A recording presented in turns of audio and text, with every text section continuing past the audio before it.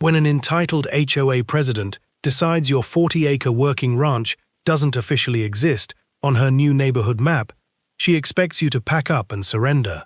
Brenda, the president of Whispering Pines Estates, thought a fake legal notice and 2 hired security guards were enough to erase 100 years of my family's heritage.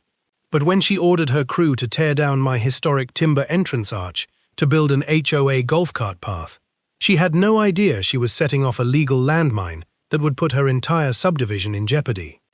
Hit that subscribe button right now, because watching a delusional HOA Karen discover that her entire luxury neighborhood was built on illegally annexed county land is the ultimate story of suburban payback. My name is Luke. For 3 generations, my family has run Ironwood Ranch, a sprawling 40-acre plot of timber, pasture, and working horses. We were here long before the bulldozers arrived, long before developers flattened the hills, and long before Whispering Pines Estates built $50 million McMansions right up against my northern fence line. I kept to myself. I worked my land, but Brenda hated everything about me. She hated the sound of my tractors at sunrise. She hated the sight of wooden barn fences. And above all, she hated that she couldn't issue me a single HOA fine because I didn't belong to her ridiculous little regime. So, Brenda decided to invent her own reality. On a cold Tuesday morning, I was greasing the tractor when I heard heavy diesel engines idling at my front boundary. I walked out to find Brenda standing next to 2 heavy construction vehicles, holding a clipboard and looking smugger than ever. "Pack your things, Luke," she announced coldly. "According to our updated master plat, this entire 40-acre strip was legally absorbed into Whispering Pines in 2018. Your ranch doesn't exist, and we're bulldozing it today." I nearly laughed out loud, but the sight of a massive excavator hydraulic arm angling straight toward my grandfather's hand-carved timber arch made my blood run cold. Brenda wasn't bluffing. She was completely out of her mind. She tapped her clipboard aggressively against the steel gate. "You have 30 minutes to vacate the premises, or my security detail will remove you for trespassing on private HOA property." Hit that subscribe button right now, because watching a power-crazed HOA president try to steal 40 acres of working ranch land with fake paperwork is an absolute masterclass in instant karma. "Brenda," I said, stepping directly into the path of the diesel machine. "This land title was signed in 1924. Your subdivision was built 6 years ago. You can't just draw a circle on a colorful piece of paper and claim you own a century of family history." Brenda scoffed, waving a dismissive hand at her 2 beefy hired security guards. "The board rezoned this sector under a municipal utility annexation clause last spring. Your ranch is officially erased, Luke. This is Phase 4 of Whispering Pines Estates now." The excavator driver revved his engine, blowing a thick plume of black exhaust into the clear morning sky. The massive steel bucket hovered barely 3 inches from the historic timber post my grandfather had set in concrete with his own hands. My chest burned with pure rage, but I didn't lose my head. I reached into my denim jacket, pulled out my phone, and dialed the one person who could end this delusion with a single click. County Surveyor Mark Vance. Brenda smirked, taking a step onto my gravel drive. "Call whoever you want. My brother-in-law sits on the district zoning committee." "Nobody is coming to save your little farm." Just as the excavator driver gripped the control levers to smash my archway, the scream of county sirens shattered the peace. 2 black and white sheriff cruisers and an official yellow county surveyor truck came flying around the bend, skidding to a halt across the dirt road. The dust settled as 4 heavy vehicle doors slammed shut in unison. Sheriff Miller and County Surveyor Mark Vance stepped out into the morning air, their expressions hard and entirely unreadable. Brenda immediately puffed out her chest, marching toward them with her clipboard held high. "Sheriff!" "Thank goodness! This stubborn squatter is obstructing a municipal HOA expansion project. Order your deputies to clear him out." Sheriff Miller didn't even look at her. He walked straight past Brenda, stepped up to the massive excavator, and tapped his nightstick against the cab's steel door. "Shut that diesel engine down right now, son," the sheriff commanded, his voice cold as ice, "or I impound this machine and put you in cuffs for attempted felony destruction of private property." The driver didn't hesitate. He killed the ignition instantly, leaving the silence heavy and suffocating. Brenda's mouth hung open in disbelief. "Felony destruction? Are you insane? I hold the board authority here. My brother-in-law on the district zoning committee signed off on this annexation." Surveyor Vance stepped forward, carrying a ruggedized field laptop displaying the county's master GIS boundary system, the official, unalterable digital deeds dating back to the state's founding.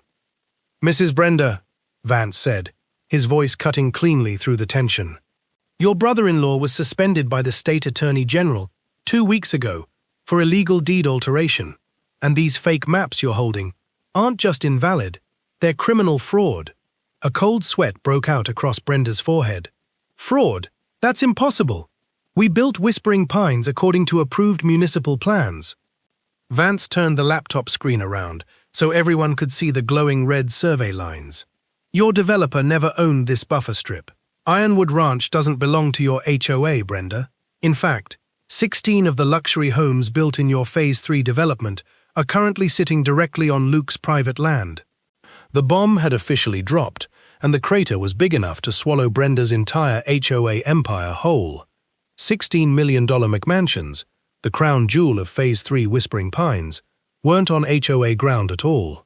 They were sitting right on my family's legal dirt. Brenda's face went from pale white to a sickly green. She clutched her clipboard against her chest like a shield, her voice shaking violently. That's a lie. We bought this acreage from the Municipal Land Trust. The deeds were fully verified." "Verified by your corrupt brother-in-law," Vance corrected, pointing directly at the glowing survey lines on his screen. "The 1924 Ironwood Ranch boundary is ironclad. Your developers never bought this parcel.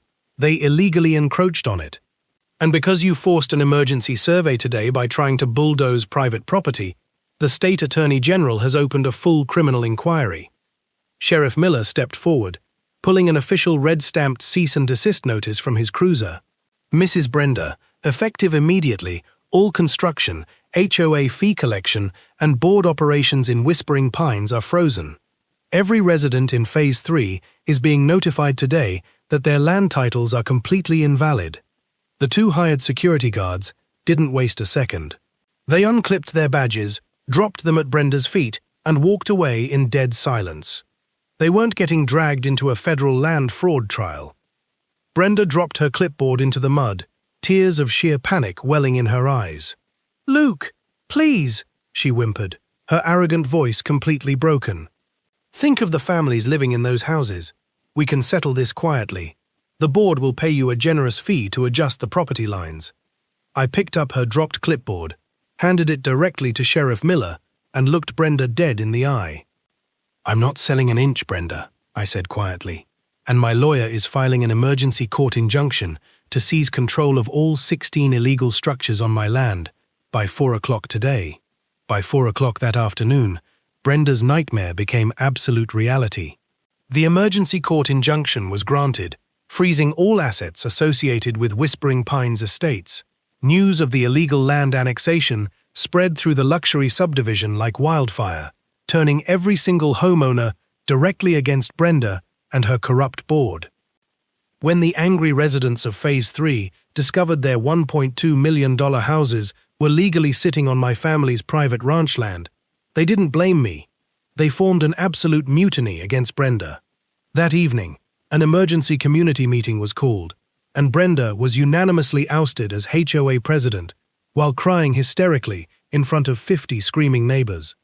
My legal team went to absolute work, faced with full-scale criminal fraud charges, civil land theft, and massive liability lawsuits from the trapped homeowners. The subdivision's parent development firm had no choice but to settle. To keep those 16 families from losing their homes, the developer was forced to pay my family an astronomical land lease settlement, guaranteeing our ranch millions in funding for generations to come.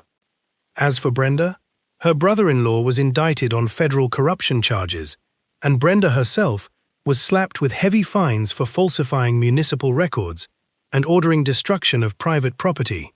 Defeated, Bankrupt and ostracized by every single person in the neighborhood, she sold her own home at a massive loss and left the county in total disgrace. Today, Ironwood Ranch is fully protected by a permanent state historical easement that no HOA can ever touch. My grandfather's hand-carved timber archway still stands proud and tall at the front boundary line, welcoming the morning sun over 40 untouched acres of freedom. Because in the end, Brenda tried to erase a century of history with a fake piece of paper and ended up learning the hard way that you can't fake a title written in stone.